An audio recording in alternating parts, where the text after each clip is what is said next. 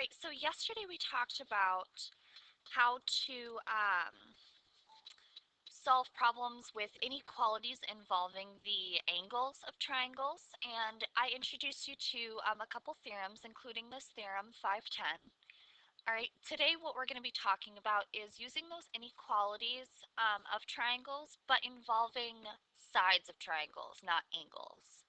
All right, so going along the line of this theorem 510, just to remind you, it does involve if the two sides of a triangle are not congruent, then the larger angle lies opposite the other angle. So we discussed how yz,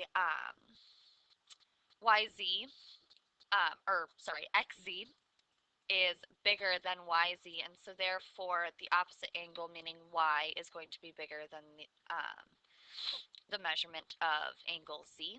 Okay, going along with that idea, we now have theorem 511, which is the converse of the theorem 510. And this just states the exact opposite. If two angles of a triangle are not congruent, then the longer side lies opposite the larger angle. So we know that the measurement of angle A is bigger than the measurement of angle B. So therefore we can safely assume that side BC is going to be larger than side AC because of the opposites. All right.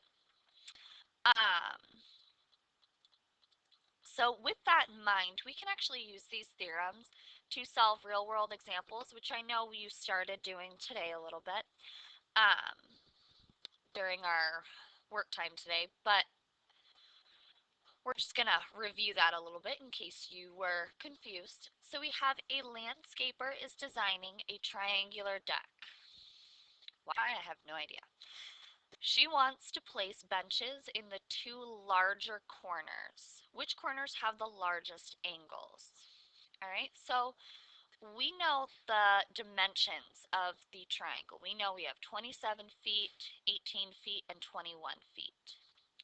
So we're trying to figure out which angles are the largest. So we need to think, what two sides of my triangle are the larger sides? Well, we have 27 and we have 21. So then we have to look what angles are opposite that. Well, we have angle B, which is opposite of the side AC, or the 27 feet. And we also have angle C, which is opposite the 21 feet. All right, so we can safely assume that angles B and C are the larger angles since they are opposite to the two larger sides. So the landscaper will want to build her benches in the angles B and C because the triangle deck looks like a good idea, I suppose. All right, moving on. So we also have another theorem today. We have theorem 512. This has to do with triangle inequality. All right. When we're talking about triangles, we can't just throw some, different side lengths out there and assume that those side lengths will create a triangle.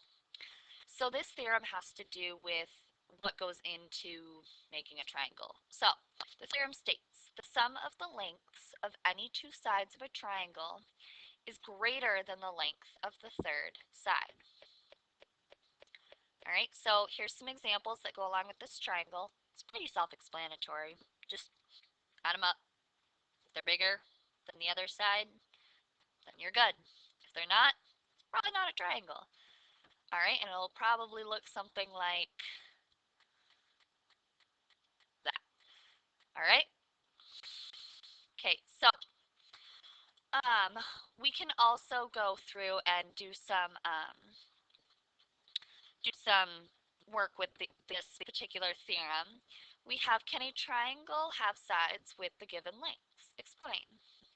So we have 2, 7, and 9. Okay, well, I'm going to take 2 plus 7. Well, 2 plus 7 is not greater than 9, equals 9, so that wouldn't work. Okay, if I do 7 plus 9, that also doesn't work. So by testing those two, we can safely assume that no, this will not create a triangle. It'll look really wonky and won't work. Okay, however, then we have this down here. We have 4 yards, 6 yards, and 9 yards. Does that make a triangle? Well, yes, because 4 plus 6 is 10, and that's greater than 9. 6 plus 9 is 15. That's definitely greater than 4. And we have 4 plus 9, 13. That's definitely greater than 6. So we can safely assume that this will create a nice, pretty triangle. All right, so that is all I have for you today.